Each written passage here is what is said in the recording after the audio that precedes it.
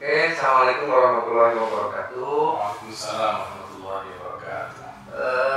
Sahabat media NU dimanapun Anda berada, siang menjelang sore hari ini kita melakukan dialog podcast gitu ya, bersama salah seorang tokoh cendekiawan, akademisi, pengamat yang juga penulis, pegiat literasi. Beliau juga dosen di IAIN Cipasung, Kang Asep Tamam, Kang Dr. Asep M. Tamam. Kalau itu kan sehat kan? Satu nuhun, Kang Asep sudah turun berkenan menghadiri atau datang dalam acara dialog. Kita ingin bicara santai terkait berbagai macam tema, berbagai macam isu, karena saya meyakini bahwa Pak Dr. Asep M. Tamam ini adalah salah satu tokoh yang begitu aktif memberikan inspirasi di tengah-tengah kesibukan beliau sebagai akademisi, sebagai dosen. Terbukti beliau sudah menerbitkan 13 buku ya Kak ya? 13 buku dari tulisan-tulisan terseratnya beliau yang di media massa dan juga tulisan khusus menyangkut karya intelektual beliau. Beliau juga aktif sebagai pegiat literasi, membina banyak kelompok milenial, memberikan pencerahan kepada literasi muda terkait bagaimana aktivitas yang positif. Oke Kak, untuk pertama kali topik yang akan kita bahas hari ini adalah seputar tentang bagaimana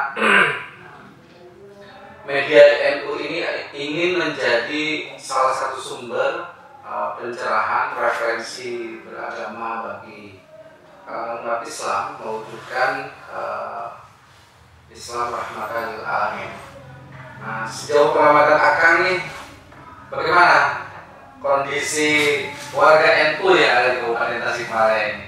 Silakan. Baik, terima kasih Kang Usman. Terima kasih juga atas kesempatan yang telah diberikan. Alhamdulillah saya yang memilih hari, tanggal, jamnya karena memang pada hari ini saya ada di dekat sini gitu. Alhamdulillah bisa ke sini dan bisa berbagi lah tentang apa yang bisa saya sampaikan tentang NU Kabupaten Tasikmalaya, tentang perkembangan dan mungkin sebelumnya saya tidak mengira bahwa NU sekarang betul-betul hidup ya. Mungkin awalnya sebagai respons dari perkembangan sosial politik di tanah air. Ya, kemudian ternyata tersinergikan menjadi sebuah gerakan masif se-Indonesia ya, bahkan di setiap PCNU itu kembali hidup, bergairah di semua lininya, termasuk RTNU juga. Jadi berkah dari gonjang-ganjing politik sejak 2016-2017 itu diantaranya adalah NU menjadi sebuah kekuatan secara politik, secara ekonomi, secara harokah, fikroh, dan lain-lain. Jadi betapa hari ini saya melihat NU semakin hidup ya, semakin memberikan manfaatnya bagi masyarakat Indonesia, bagi umat Islam, dan bahkan juga bagi negara. Ini kan NU itu dianggap sebagai selama ini dianggap sebagai ormas atau sebagai jamiah yang tradisional gitu ya. Tapi ternyata melihat perkembangan hari ini seolah-olah dan fakta menunjukkan bahwa NU melampaui zamannya, bahkan ada istilah post tradisionalis gitu ya kan ya. Nah, dalam posisi itu menurut Akang bagaimana sebetulnya posisi dan kedudukan atau peran strategis NU dalam wacana-wacana keislaman, keindonesiaan, kebangsaan dan kemasyarakatan yang ada di Tasikmalaya khususnya, umumnya di Jawa Barat dan Indonesia. Ya, saya melihat NU ini hari ini menjadi sebuah organisasi yang lengkap dari mulai pautnya, katakanlah dari sisi usia sampai usia para kiai masyayikh itu, semuanya sekarang sudah hidup. Dan ini harus dipertahankan, bahkan tetap dievaluasi, harus menjadi ya lebih maju lagi ke depan. Apalagi kan melihat sekarang ini dengan pemerintah terlihat kondusif, dengan elemen-elemen yang lain juga sudah sedemikian kondusif, karena lengkapnya elemen-elemen yang ada di NU itu membuat semuanya sinergis. Apalagi misalkan di belakang kita hari ini sedang ada kajian, dan ini saya melihat ini sinergis ya. Ini secara nasional, secara terstruktur, terkonsep itu gerakan terutama fikroh NU ini bahkan bisa melampaui NU. Ini pengkaderannya jalan ya, secara intelektual, secara gerakan ya. Saya melihat apalagi di Kabupaten Tasikmalaya kemarin IPPNU baru terpilih yang baru, sementara yang lama yang sebelumnya juga saya melihat sampai waktu terakhir, detik terakhir itu kegiatan tidak pernah berhenti ya.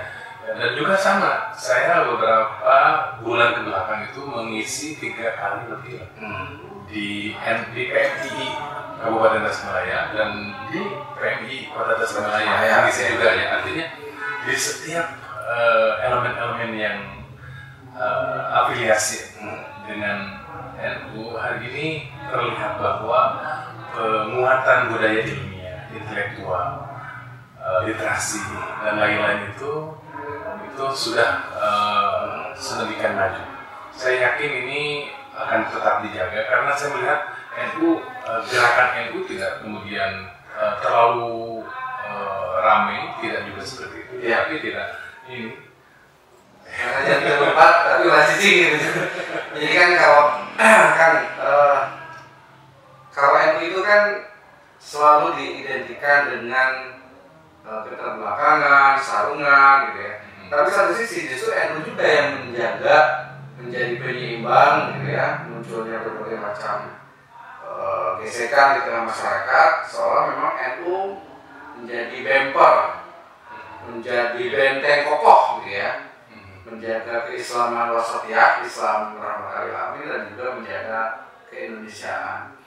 Nah, saya ingin merespon atau memberikan tanggapan akan sejauh ini NU apabila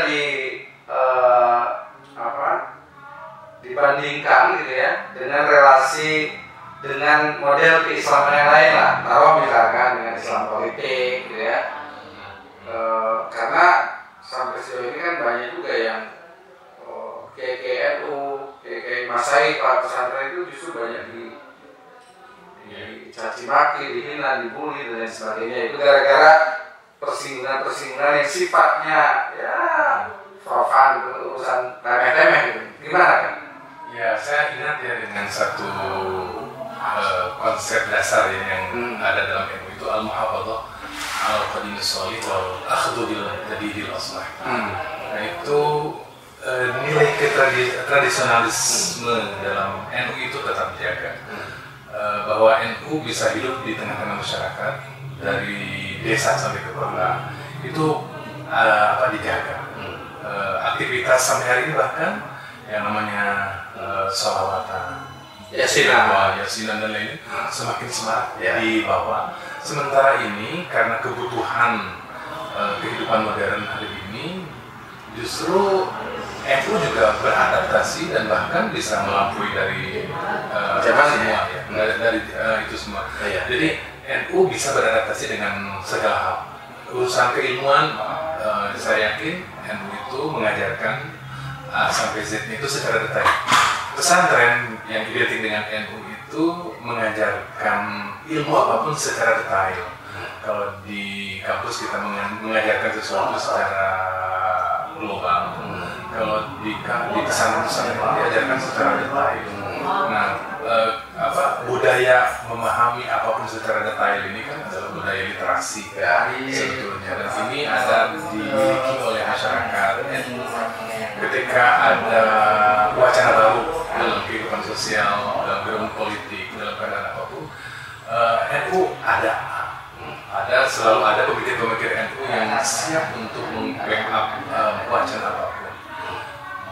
Kita tahu ya, ada seperti Nadir Hussein dan banyak sosok-sosok yang seperti itu, yang berpikir apa wacana yang baru kemudian dia menulis sesuatu, ada wacana dan itu menjadi pegangan dari masyarakat. Nah, berkenaan dengan masalah politik, saya melihat ini orang-orang yang tadinya tidak berpolitik ya di pesantren sekarang sudah sangat mengerti tentang politik. Santri-santri tahu kan politik, apalagi sekarang kan santri bergaya ya. Pada saat-saat tertentu memang beberapa pesantren mengharamkan HP. Pada saat-saat tertentu juga membolehkan 1 minggu sekali misalkan. Dan saya melihat ini dunia santri juga sudah mulai politik, mereka tahu politik dan mereka juga belajar. Mereka bahkan bisa mengekspresikan suara-suara politik mereka. Bahkan para kiai juga sama. Para kiai juga selain mengajar juga belajar tentang Indonesia. Nah, apa yang saya lihat dari NU dalam hal hubungannya misalkan dengan persinggungannya dengan karena gini kan, kenapa penting mengaitkan peran NU dari sisi itu? Karena sebetulnya ada tantangan NU yang strategis juga kaitan keumatan. NU tentu tidak hanya ngurus agama gitu kan, bahkan kalau kata Pamanan Abdul Ghani itu kan dalam satu sesi acara menyatakan ada salah satu doa yang selalu diucapkan oleh kalangan warga NU. Doa selamat, Allahumma inna nas'aluka salamatan fid din wa afiatan fil jasadi wa ziyadatan fil ilmi wa barakatan fil rizqi, kan gitu ya. Itu kan menunjukkan sebetulnya NU itu tidak hanya ngurus agama, ngurus wa'afiatan fil jasadi, ngurus kesehatan, wajadatan fil ngurus pendidikan, wabarakatan fil rizqi ngurus ekonomi. Nah, tentu peran NU itu kan ketika disinggungkan dengan urusan-urusan politik, karena memang urusannya ya NU harus mengurus banyak hal, terutama masyarakat yang ada di bawah, kan gitu kan. Ya, betul bahwa sebetulnya NU dengan politik itu tidak bisa dipisahkan. Negara kita itu ada tangan NU di dalamnya yang bahkan sangat signifikan. Pemegang saham yang nah, dan ada satu sisi yang menarik dari NU ini. NU ini mengajarkan tentang Indonesia itu secara teks dan konteks. Secara teks ya, apa yang terjadi hari ini di Indonesia di setiap tahun lah, setiap saatnya, di setiap generasinya itu. Juga mengajarkan tentang konteks, dan mengajarkan tentang tafsir Indonesia. Saya suka mengajar tafsir, jadi saya melihat bahwa NU memiliki peran yang lebih dibandingkan dengan yang lain tentang bagaimana menafsirkan Indonesia, bagaimana menafsirkan Islam di Indonesia, sehingga ada Islam Nusantara. Itu kan masalahnya adalah masalah tentang tafsir. Bahwa kita tidak bisa untuk mempelajari sesuatu, mengajarkan sesuatu itu secara teks. Harus ada bagaimana kontekstualisasi dari teks itu, sehingga misalkan siapul kalam gitu ya, bagaimana misalkan Pancasila ini menjadi benar-benar diterima oleh warga NU, karena memang NU mengajarkan bukan hanya mengajarkan teks yang bernama Pancasila, tetapi mengajarkan konteks bagaimana Pancasila itu hadir, bagaimana konteks politik waktu itu, konteks sosial waktu itu, konteks budaya waktu itu, konteks sejarah waktu itu. Jadi konteks-konteks ini yang kemudian diresapi oleh masyarakat warga NU, dan kemudian menerima Pancasila itu sampai mengatakan Pancasila harga mati. Bahkan PBNU itu diartikannya Pancasila, Bhinneka Tunggal Ika, NKRI, Undang-Undang Dasar 45. Nah kan kaitan ini kita bawa ke konteks lokal ya, Tasikmalaya. Nah kan ketika NU dihadapkan pada tanggung jawab keagamaan, tanggung jawab moral, tanggung jawab sosial yang sedemikian luas tadi yang saya sebutkan, pendidikan, kesehatan, ekonomi gitu ya. Nah, bagaimana menurut Kakang peran strategis NU sejauh ini gitu ya dalam mengawal hadirnya gitu ya peran NU dan juga peran pemerintah gitu ya mewujudkan warga NU yang lebih maju, tidak hanya di periferal, tidak hanya di pinggir gitu ya. Terutama nih mumpung pemimpin baru di Kabupaten Tasik baru mau dilantik, kira-kira gimana kan? Iya. Jadi melihat hari ini progres NU yang melesat ya dan terkonsep. Jadi artinya gerakan NU ini terkonsep dan tidak mendapatkan tantangan apapun, terutama dari negara. Ya, Bahkan negara cenderung begitu dekat, begitu mengayomi, begitu menyatulah dengan sinergi dengan NU. Nah ini adalah sebuah tantangan agar bisa menafsirkan ayat wa antumul a'laun ini. Antumul a'laun. Kalian itu sebetulnya yang dominan. Kalian itu adalah dominasi politiknya harus dominan. Prioritas. Bahkan dominasi dari sisi ekonomi. Islam itu harus dominan secara ekonomi, secara politik, secara sosial, secara kesehatan, secara pendidikan dan lain-lain. Nah, tentu fleksibilitas yang diajarkan di NU itu saya kira harus dikerja secara sinergi semua pihak. Bagaimana yang dokter itu kemudian diraih, yang insinyur, yang segala macam menyatukan semua elemen sebetulnya ada organisasinya di NU. Dokter NU ada ya? Kalau perguruan tinggi NU itu ada, ekonomi ada, pertanian ada. Nah, itu maksudnya berbasis profesionalisme. Nah, itu kan kalau guru ada. Kalau kemudian dihidupkan sampai tingkat MWC, sampai tingkat di ranting, itu kayaknya ini akan menjadi sebuah kekuatan baru. Tapi saya yakin setelah melihat adanya banyak MKNU, pekaderan dan lain-lain, saya kira tinggal menunggulah waktunya bahwa NU ini bukan sekedar buat, tapi bahkan memberi manfaat. Kalau sekedar buat-buatan, oke, NU sekarang buat, tapi ketika misalkan masalahnya memberi kemanfaatan ini. Ya, oke kan. Nah, kaitan dengan tadi peran-peran strategis NU, ketika NU terjun mengawal kepentingan publik masyarakat, juga kita membaca fenomena sosial dalam masyarakat. Tasik itu kan disebut wilayah seribu pesantren, masjid, banyak para kiai, ulama dan lain sebagainya. Bahkan Kabupaten Tasik kenal dengan visinya religius Islam ini ya. Nah, tapi di publik muncul sekarang wacana terkait dengan banyaknya fenomena yang menunjukkan anomali, kira-kira begitu kan. Apa yang disebut dengan anomali tentu kita melihat antara apa yang dicita-citakan dengan apa yang terjadi di lapangan seperti tidak sinkron gitu ya. Misalnya kasus HIV/AIDS masih paling tinggi, kemiskinan juga paling tinggi, bahkan tetangga kita Tasik termasuk kabupaten angka kemiskinan ini kan di Jawa Barat paling tinggi juga gitu ya. Nah, menurut Akang nih melihat fenomena ini gimana kan? Iya, secara jujur ya, kita mengakui ya bahwa banyak anomali di Tasikmalaya, terutama dua-duanya sih ada bolong-bolong lah. Di kabupaten juga ada banyak bolong-bolong, di kota juga banyak bolong-bolong. Ya. Tapi tadi menarik untuk memperteguh ya keyakinan kita bahwa Tasik menjadi kota santri. Bagi saya, apalagi di kabupaten itu adalah Tasikmalaya adalah kabupaten yang memiliki pesantren terbesar di Indonesia. Induknya kan Di Indonesia.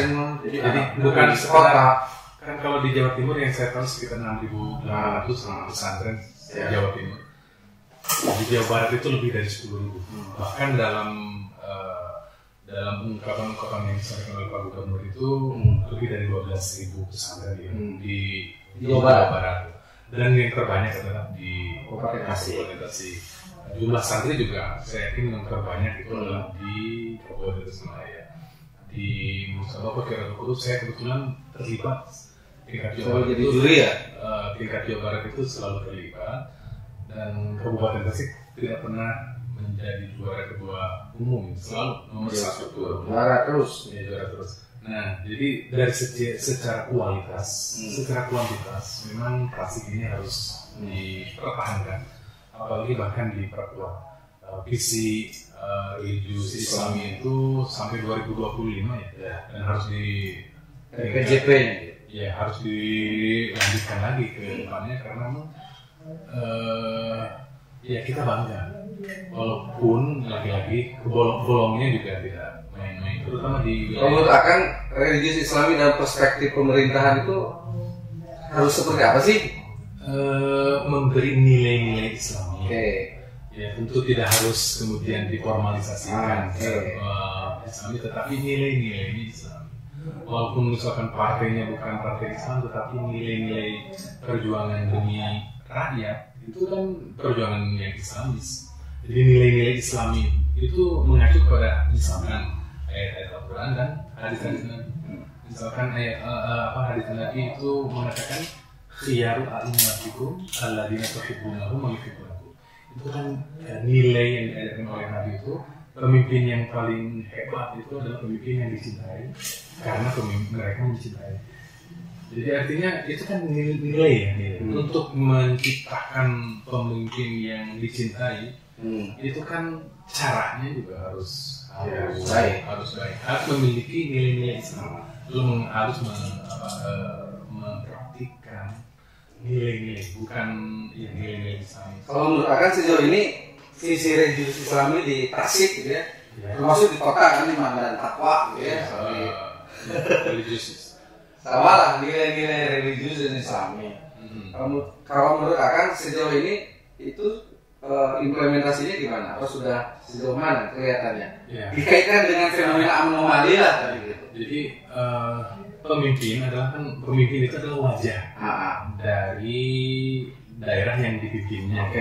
Kalau wajahnya misalkan hari ini di Kota Tasik seperti itu, ya kita tidak salah untuk menyampaikan bahwa memang pemimpin harus bertanggung jawab misalnya itu.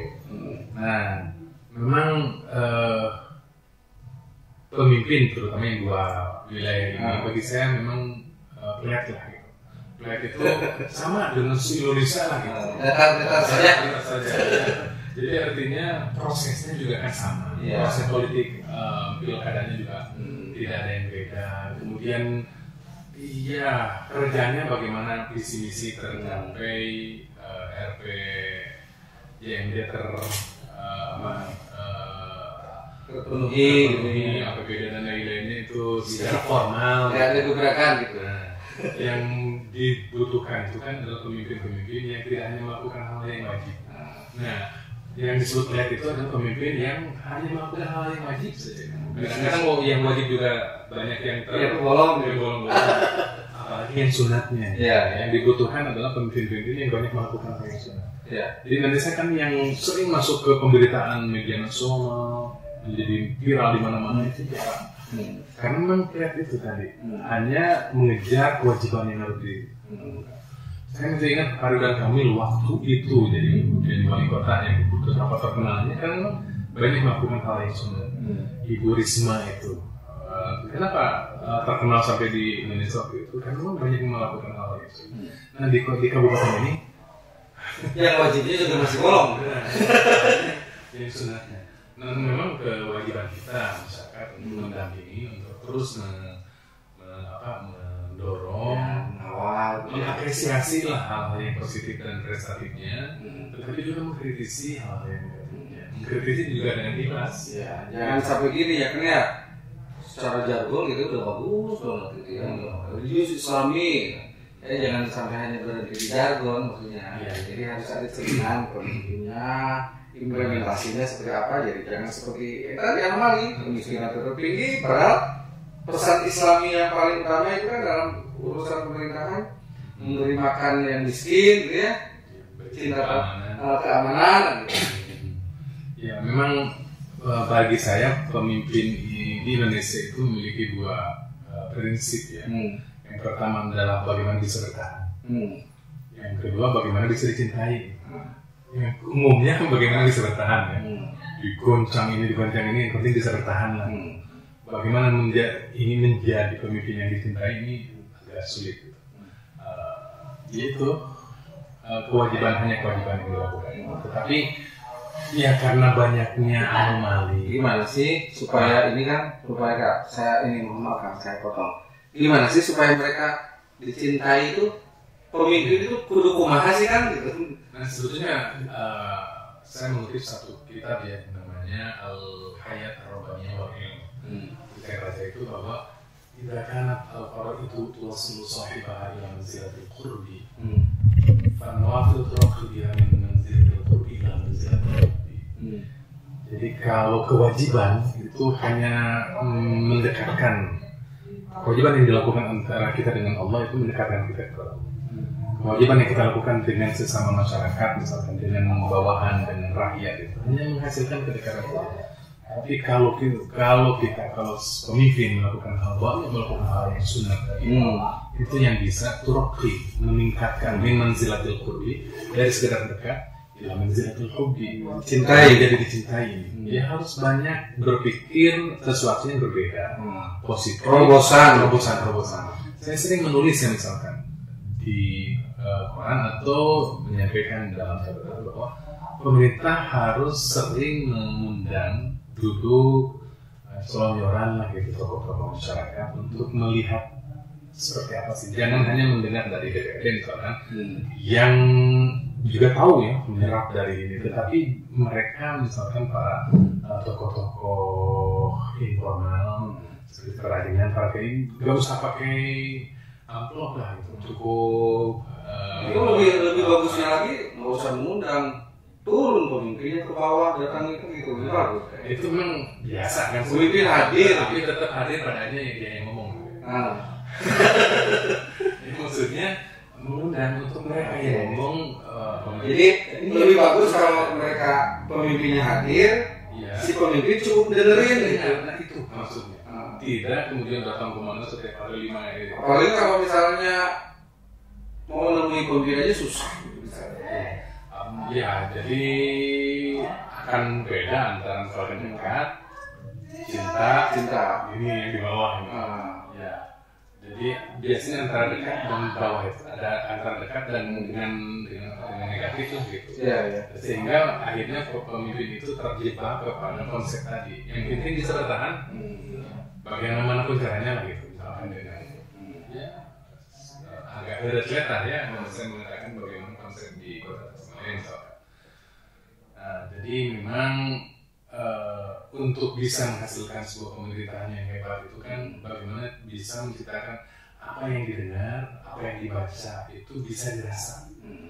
Misalkan sekarang begitu banyak lah prestasi-prestasi dari sebuah yang terasanya. Iya, tidak terasa. Umumnya kan pemimpin hanya memperlihatkan sesuatu yang terbaca. Tuh angka untuk, tapi terasanya berayat gitu ya. Yang harus ada sinkronisasi antara yang terbaca dengan yang terasa. Jadi yang tertulis harus sinkron dengan yang terasa. Terus ayah bungkel kanan lagi terlihat faktanya nyata ayah buktinya gitu. Dan gini di kabupaten di kota itu masih banyak hal-hal yang sering masuk ke ranah wacana masyarakat di media sosial, tetapi tidak mendapatkan sentuhan. Kemarin rame-rame misalkan di kabupaten ada Gresik apa? Pasir Gunung Penambangan ya. Iya. Nah, hal seperti itu harus kuat direspons ya. Di kota misalkan banyak gunung-gunung yang juga ditebang, terus terkikis habis tapi ternyata belum juga direspons dengan baik, dan ya ini dikhawatirkan akan menjadi sesuatu yang dibiarkan akhirnya masyarakat menjadi apatis. Yang paling berat itu memang ketika masyarakat sudah apatis. Ada masyarakat kritis, masyarakat apatis, ada masyarakat pragmatis. Nah, saya sudah merasakan lah di beberapa daerah Masyarakat apatis. Yang satu apatis karena memang sudah bersuara tetapi tidak peduli. Ada yang pragmatis, masuk ke dalamnya lalu kemudian mendapatkan keuntungan di dalamnya. Di luar itu ada yang kritis ya. Ada yang kritis tetapi ya bahaya juga. Istilah orang Islam nyendel dari nampan. Akal banget. Gede-gede supaya murah gitu. Nah, ada kritis yang pragmatis. Gitu soalnya ini Kang.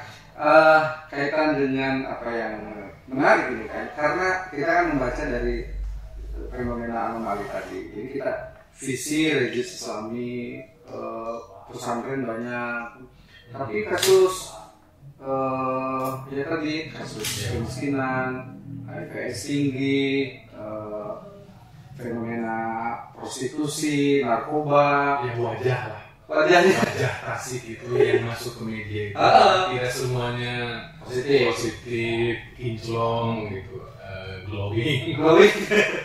Tetapi di wajahnya mungkin di bawah lampu merah itu banyak wajah-wajah tasik yang tidak terurus, wajah-wajah yang seperti itu. Ini juga anomali.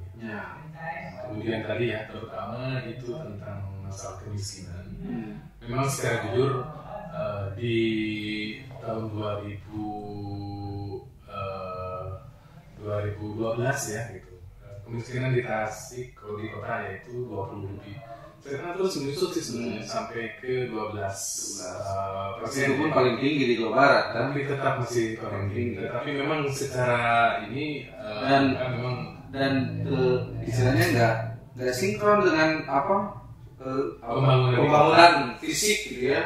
Hotel berdiri banyak, mall, kafe, tongkrongan sedemikian rupa. Ini termasuk di kabupaten juga sebenarnya, di Tasik kabupaten.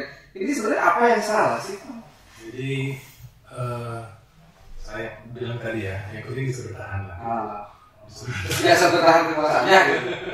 Ya, karena memang yang kemiskinan dan lain itu tertutup. Adanya di tempat yang tidak terjangkau.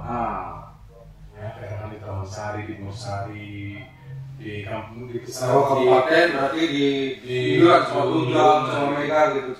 Ya, yang seperti itu tertutup, orang-orang tidak ada yang datang ke sana lah gitu.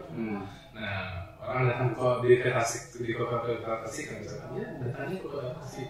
Hari ini berapa kota yang sedang dibangun? Besar-besar, rumah sakit dan di mana-mana, mall, kafe dan lain-lain. Wajahnya luar biasa, mewah yang kosmopolitan gitu. Metropolis gitu. Tapi di tempat-tempat yang tidak terjamah oleh orang-orang luar itu yang memang masalah yang dihadapi masyarakat kita. Apa tuh yang salahnya apa? Apa salah sebetulnya kan resep obat gitu. Kemarin sebetulnya di salah satu harian di Tasikmalaya kan dibahas ya beberapa hari berturut-turut tentang bagaimana ketidakseimbangan anggaran yang ada di kota Tasikmalaya itu. Kenapa itu bisa terjadi? Karena ada ketidakharmonisan ya antara pikiran dengan realitas. Pemimpin di Tasikmalaya biasanya memang kalah oleh realitas. Realitas misalkan ya kemarin itu untuk penanganan masalah sosial kan konon katanya di bawah 2 miliar ya. Sementara untuk hibah itu 80 miliar. Ini kan tidak begitu, tidak ini ya. Tetapi ya karena sudah disepakati oleh eksekutif dan legislatif, maka akhirnya seperti itulah yang terjadi. Yang penting bisa bertahan lah. Yang penting yang semua yang elemen-elemen itu bisa yang dipikirkannya hanya bagaimana bertahan supaya tidak tergeser kekuasaannya. Ya, seperti itu. Nah, tetapi juga saya kan saya memiliki konsep begini kan. Jadi harus proporsional. Artinya kalau prestasinya harus diapresiasi. Ya, seperti kita mengkritisi kebolongan-kebolongan itu, prestasi juga harus Ya, oke. Seperti tadi ya, dari 20% sekarang menjadi 11 atau 12% selama 8 tahun itu kan, ya bagaimanapun itu prestasi. Meskipun tetap kabupaten kota yang lain juga sama berprestasi ya dalam hal itu. Ya, kemudian juga bagaimanapun di Kota Tasik misalkan secara infrastruktur itu masyarakat sudah dimudahkan, meskipun memang di pusat kota misalkan kalau menghadapi Ramadan ya itu kemacetan berada di mana-mana yang sebetulnya itu bisa diurai, bisa dihilangkan kemacetan itu, tapi sulit untuk saya menyampaikannya ya. Jadi ada hal-hal sumbatan yang kita tidak bisa lawan itu, misalkan di AZ di depan Jogja lah gitu, itu kan parkir motor sampai berapa Ris ya, berapa soft kayak salah. Ya, kemudian menjadi tersendat itu sebetulnya bisa tetapi banyak hal yang bisa disuarakan dan tidak bisa disuarakan. Jadi meminimalisir gap atau minimalisir anomali itu perlu langkah-langkah apa? Jadi perlu pemerintah, eksekutif dan legislatif itu untuk berefleksi, untuk menjauh dari Tasik sejenak, untuk melihat Tasik dari luar. Bagaimana Tasik itu seperti apa gitu. Di sana ada masalah-masalah sosial yang memberi wajah kepada Kota Tasik lah terutama ya gitu. Di sana sini masih banyak permasalahan sosial, penyakit sosial, seperti tadi ya. Secara kuantitatif mungkin juga sudah terdeteksi hari ini bagaimana HIV, prostitusi dan lain-lain itu cukup besar karena memang Tasik menyiapkan spot-spot untuk itu, spot-spot dari kabupaten, spot-spot orang kami datangnya di sana, orang Ciawi, bagaimana datangnya di wilayah kota Tasik itu. Tasik menyiapkan itu sebenarnya sehingga permasalahan sosial ini dalam pemahaman saya itu tidak bisa ditangani sejauh ini. Nah, itu lagi-lagi juga ke politik, keinginan Pak Kepala Daerah, lagi-lagi political will gitu ya. Akhirnya ke political will ya, yang kita bisa lakukan itu pemerintah itu dari luar melihat, kalau pakai kaca pembesar di zoom gitu tak? Kalau di dalam terus kan kita tidak bisa. Malah di dalam terus enjoy gitu ya. Jadi harusnya kan pakai kaca pembesar di zoom nih, daerah Kabupaten Tasik kayak begini, nih Kota Tasik begini kan gitu kan. Ya di kabupaten juga sama. Apalagi saya melihat di kabupaten ya, kita jujur lah, Kabupaten Tasik ini banyak kehilangan elemen kritisnya. Nah, menarik Pak. Gimana Kak? Iya, sehingga misalkan stadion yang mangkrak dibiarkan. Terus juga perpustakaan juga punya seperti itu. Kemudian juga ruang-ruang ekspresi seninya juga dikasih seninya. Nah, cobalah gitu, untuk ke depan ini minimal 3 itu. Stadion, perpustakaan, sekiranya meningkatkan indeks kebahagiaan rakyatnya. Ya, pendidikan indeks kebahagiaan, indeks pendidikannya.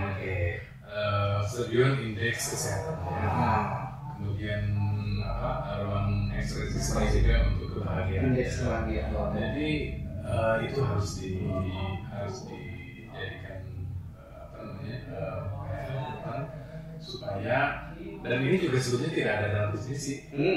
Bukan tidak ada dalam definisi, hanya samar-samar terdengar, tidak begitu nyaring terbaca dalam definisi. Saya kira hal-hal yang sunat ini itu akan membuat Kabupaten Tasik dalam hal ini di Kota Tasik juga memang hari ini masih banyak hal yang perlu direfleksi. Kan tadi cetus kan hilangnya elemen-elemen kritis. Akang ini kan salah satunya penggiat literasi, gitu ya. Kita bergeser sedikit lah, gitu ya.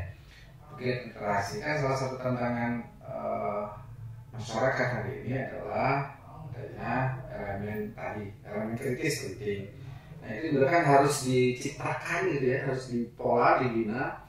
Menurut Akang nih, kaum milenial hari ini gimana sih kondisinya, keadaannya dalam kita untuk menyiapkan tadi lah untuk kepentingan hadirnya elemen-elemen kritis, lalu dia melek politik, gitu, melek sosial, gitu ya, melek sekeliling, gitu ya, supaya mereka punya tanggung jawab sosial juga memikirkan masa depan ya. Kalau beberapa 1 tahun lah belakang ini kita jarang mendengar demo, itu karena memang COVID ya. Tapi ini tidak sekedar 1 tahun ini, itu di kabupaten ini sebetulnya ada elemen mahasiswanya, elemen aktivis gerakannya juga ada lah gitu. Tapi mungkin karena COVID ya sekarang ini tidak terdengar. Tetapi dari postingan-postingan di Facebook lah, biasanya kan dari postingan itu menghadirkan wacana yang kemudian didiskusikan lalu kemudian disampaikan di ada beberapa grup di Facebook yang hilang juga yang biasanya mengkritisi forum diskusi ya. Ya. Itu juga menghilang ya. Padahal itu juga cukup mewakili lah dari kritisisme masyarakat Tasikmalaya itu, mewakili lah gitu. Nah itu juga kita juga butuh ruang ekspresi, wadah ruang ekspresi yang menyampaikan anomali-anomali itu yang kemudian diterima, direspons oleh pemerintah sebagai bahan yang bisa dikaji lalu kemudian mendapatkan ruang dalam anggaran misalnya untuk apa. Jadi saya kira ada satu hal yang di kabupaten di kota Tasikmalaya juga harus direfleksi bahwa anggaran itu jangan terlalu kaku. Apalagi untuk bagaimana bagi saya lebih mementingkan rakyat dalam pemahaman saya gitu. Masyarakat pemimpin itu harus lebih banyak memikirkan, lebih banyak kepada kebutuhan publik gitu ya. Anggaran untuk kebutuhan publik. Iya, bukan belanja publik. Iya, belanja publik harus lebih difleksibelkan lah. Jangan tahun ini begini, tahun depan harus meningkat lagi misalnya untuk anggaran pemerintah, eksekutif, legislatif itu harus banyak mengurangi anggaran itu untuk anggaran publik. Saya kira ini harus difleksibelkan. Ya. Oke Kang, jadi sejauh ini kan akan suka melakukan kegiatan-kegiatan yang sifatnya literasi gitu ya. Belum disampaikan. Iya betul bahwa untuk menyampaikan sesuatu itu butuh mengungkapkan dengan baik dan benar. Termasuk karena literasi ini bukan sekedar membaca dan menulis, tetapi juga menyampaikan sesuatu untuk membuat lingkungan masyarakat itu maju. Apapun itu yang bisa membuat masyarakat maju itu bagi saya adalah tafsir tentang literasi. Ya tentu saya dari tahun 2012 sih sebetulnya membina Ciputa Basi, buku kita baca dan diskusi. Di tahun 2016 itu kita berdiskusi sampai 3 tahun berturut-turut di grup itu, dan kemudian inilah potensi-potensi yang dimiliki oleh Tasikmalaya Kabupaten Kota, potensi-potensi para mahasiswa-mahasiswa yang mampu untuk melihat Indonesia, melihat Islam, dan bisa memproduk gagasan-gagasan penting untuk. Tetapi kemarin tidak sampai ke buku. Mudah-mudahan yang Ciputa Basi hari ini bisa sampai ke buku. Mahasiswa Tasikmalaya menulis buku dan di dalamnya adalah kritik. Mahasiswa UPI Tasikmalaya misalnya menulis tentang kritik terhadap pendidikan di Tasik. Mahasiswa ini sedang kami insya Allah di bulan Mei kan, di bulan pendidikan nasional itu, ya mudah-mudahan kita bisa mahasiswa Tasik menulis buku. Jadi semua mahasiswa semua kampus itu menulis buku mengkritisi tentang dunia pendidikan oleh mahasiswa-mahasiswa dari Kalbia, dari FKIP ya, di Unsri dan lain-lain. Dunia politik misalkan oleh FISIP, oleh SETISI, kemudian ekonomi oleh STIE, ada EKSHAR, ada apa gitu. Juga kebijakan-kebijakan publik misalkan di STIH dan lainnya. Ini sekarang kita sedang proses. Mudah-mudahan ini menjadi jawaban ya. Karena memang kalau turun ke jalan juga positif begitu. Turun ke jalan juga positif, bahwa dengan turun ke jalan misalkan wartawan datang menyampaikan apa sih yang terjadi.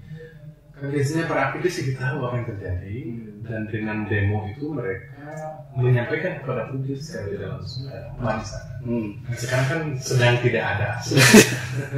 Absen itu. Ya, jadi demo itu bisa. Demonya dengan tulisan. Nah, demo bisa turun ke jalan, demo juga bisa dengan tulisan yang bersifat kritis, juga tulisan yang bersifat prestasi. Nah, jadi ya lambat laun mudah-mudahan ini saya dalam beberapa bulan ini merasa ada sesuatu yang meledak di Kabupaten dan Kota Tasikmalaya. Dulu waktu kuliah saya tidak pernah berpikir menulis buku. Sekarang di Tasik itu sudah lebih dari 20 lah siswa dan mahasiswa yang sudah mencipta buku. Nah, baru tahun 2020-2021 adanya itu. Nah, ini perlu diapresiasi terutama oleh dinas perpustakaan, dinas pendidikan gitu dari ya harus adalah aktivis organisasi hidup meluruskan dunia kebijakan, lalu kemudian dari dunia yang lain bermunculan sesuatu yang ya sangat jangan terlupa. Kan kalau proses kegiatan yang sifatnya literasi, dan saya ingin mengorek sedikit kalau akan itu proses kreatif sehingga menjadi 13 buku itu yang kemarin baru ini kira-kira gimana sih, kan supaya ini bisa menjadi modal, bisa menjadi bekal gitu dari kalangan milenial yang ingin terjun dalam dunia tulis menulis. Iya. Sebetulnya semua kita itu penulis, apalagi yang suka aktif di media sosial, ya harus menulis, berpikir untuk ditulis, kemudian ada respon harus dijawab, respon kontra juga bagaimana sikap mental kita, respon positif juga bagaimana sikap mental kita. Nah, proses itu sebetulnya alamiah ya, dan di satu sisi memang ada sebuah proses yang dalam tanda kutip ya hidayah. Kayak Kang Mutun kan juga sudah 400 lebih judul di Kompasiana katakanlah gitu. Dan untuk dibukukan itu kan keinginan sudah ada, tinggal actionnya yang belum. Nah, saya itu keinginannya baru dulu, actionnya baru beberapa tahun belakang. Dan itu dalam pemahaman saya ini termasuk yang datang kepada saya, yang sebetulnya sudah dipertanyakan oleh mereka-mereka yang biasa saya bina dalam dunia literasi. Pak, saya membina ini, mengisi pelatihan ini, karya pasar menang. Kalau itu bisa. Saya di tahun 2011 saya mengisi kajian pembinaan literasi. Akhirnya yaitu dari sana kemudian tampang itu menjadi sebuah hidayah. Lalu setelah satu buku berhasil diterbitkan, ternyata buku-buku yang lain begitu deras ya, dan itu kuncinya ada di buku pertama. Kan kasih tips menulis yang mudah menurut Akang supaya orang, tipsnya gimana supaya bisa menulis? Bisa menulis itu diawali dari bisa membaca. Tips satunya itu ya bahwa segala sesuatu dimulai dari membaca. Pengen nulis buku, membaca buku. Pengen nulis artikel, banyak membaca artikel. Pengen menulis novel, banyak membaca novel. Seperti itulah itu. Nah, saya juga diawali dari senang membaca. Dari senang membaca ke cinta buku, dari cinta buku cinta mengoleksi buku. Setelah buku terkoleksi, mau saya apain biasanya? Saya nulis buku dan trik atau tips termudah itu adalah bukan salah satu adalah membaca. Dan kalau udah membaca enggak, itu adalah membaca ya. Tetapi harus ditambah membaca untuk menulis. Nah, umumnya mereka yang membaca untuk mendapat pengetahuan. Bahkan mereka tidak tahu bahwa membaca itu beribadah.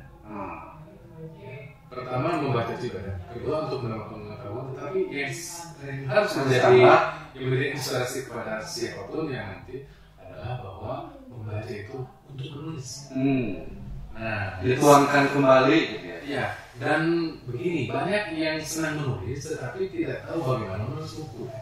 Ya, insya Allah saya mau.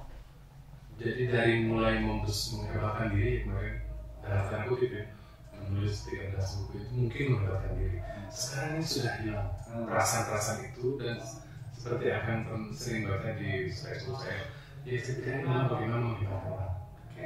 Artinya siapa yang mau menulis buku, memiliki konsep buku, memiliki catatan-catatan yang berserakan, saya mau untuk saya daftarkan ya. Ya, diantarkan harus menjadi bagian tulisan yang berserak gitu ya. Buku gitu ya. Iya, jadi banyak orang yang memiliki naskah buku kemudian disimpan belasan tahun, akhirnya hilang gitu saja. Padahal ada juga mubalik ya yang senang menulis lalu kemudian tidak menulis buku. Tapi setelah meninggal bukunya terbit banyak. Kiai Fuad Hashim dari Buntut itu buku-bukunya banyak. Padahal dia tidak menulis buku. Jadi dia senang menulis. Ternyata catatan-catatannya itu ada yang menemukan. Mungkin keluarganya, putranya, istrinya. Ya, ini adalah catatan abah, catatan ini. Kemudian orang menulis ulang, jadi beberapa buku seperti itu. Nah, saya yakin tidak sedikit orang yang berpikir seperti ahli waris Pak Fuad Hashim yang mau untuk membantu orang yang mau menerbitkan buku untuk kemudian seperti itu. Dan diantaranya, insya Allah saya siap untuk membantu siapapun yang memiliki naskah untuk membukukan apalagi di LTNU Kabupaten Sumsel. Saya kira banyak naskah yang harus dan sekarang ini kan saya sedang mengedit 3 buku orang lain. Bagi para sahabat yang kira-kira punya banyak konsep, tulisan-tulisan berserak, hubungi LTNU. Kita kerjasama dengan Pak Asep Tamam ini, nanti diedit, diterbitkan. Nah, bolehlah saya di sini ya. Bahwa saya sekarang sudah mengedit lebih dari 8 buku dan semuanya gratis. Oh, gratis bro. Saya daftar ya. Ya, insya Allah. Jadi tidak harus dunia literasi itu bergelimang. Ya. Apalagi ketua sebuah forum lah tingkat nasional yang berhubungan dengan literasi. Itu SK honor bulanannya berapa atau enggak? Ketuanya dari Tasik, sebuah forum literasi tingkat nasional yang di SK. Ternyata tidak dibayar, tidak digaji. Artinya dunia yang seperti ini tidak harus bergelimang. Ya, tidak harus berurusan dengan angka selalu gitu ya. Iya. Nah ini kan menarik terakhir Kang. Yang terakhir, ini kan otomatis pencapaian arah kehidupan yang menurut perspektif Akang itu salah satunya adalah kebahagiaan tersendiri ketika kita bisa menghebatkan orang. Nah, saya ingin mendengar beberapa hikmah kehidupan yang dari pengalaman Akang atau bisa untuk teman-teman sahabat-sahabat semua di channel BGN ini untuk bagaimana kita menjalani hidup ini dengan yang gembira, dengan penuh hikmah dan sebagainya. Silakan sebagai close statement lah, tapi harus panjang kan? Ya, bahwa hidup ini harus bermanfaat. Ya, dan memberi manfaat kepada semaksimal mungkin yang bisa kita berikan, dan diantaranya adalah warisnya, harta waris kita yang diantaranya adalah dunia literasi, dunia buku. Karena gerakan saya selama ini dari mulai menjadi pembina pengisi materi literasi, hari ini sudah beralih ya menjadi bagaimana literasi ini menjadi buku, menjadi karya. Nah, karya ini tentu menjadi warisan bagi siapapun yang melakukannya, siapapun yang meninggal dalam keadaan telah mencipta sesuatu. Nah, tentu semuanya berawal dari khairun nas, ma'ulin nas. Dan kalau saya sendiri sih melakukan semua ini diantaranya adalah karena memang ibadah saya mungkin kurang, dosa dan maksiat saya mungkin banyak untuk kafarat. Semua yang saya lakukan sekarang ini menulis buku, membina dunia muda yang milenial, orang besar. Jadi untuk diri sendiri dapat, untuk orang lain juga dapat. Jadi penting untuk menjadi orang hebat, tetapi lebih penting lagi melibatkan mereka. Luar biasa. Oke Kang, terima kasih. Begitu banyak paparan hikmah yang disampaikan dari Pak Dr. Asep M. Tamam ini. Semoga kita semua dapat mengambil ibrah, mengambil hikmah dari apa yang disampaikan oleh beliau terkait banyak hal yang tadi disampaikan terkait NU, terkait keislaman, terkait literasi, terkait tasik dan lain sebagainya. Saya ucapkan terima kasih Kang Asep Tamam sudah berkenan hadir di media NU. Semoga ke depan kita akan bertemu kembali dengan topik yang berbeda, dan pada sahabat semua media channel jangan lupa pada seluruh warga NU untuk membuat kartanu ya, kartu tanda Nahdlatul Ulama. Hubungi pengurus NWC masing-masing.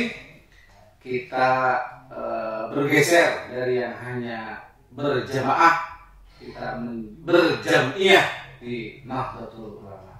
Sekian, terima kasih. Hadanallahu wa iyyakum ajmain. Khudna sofa wa ramadan. Wallahul muwaffiq ila aqwamit thoriq. Assalamualaikum warahmatullahi wabarakatuh. Waalaikumsalam. Terima kasih.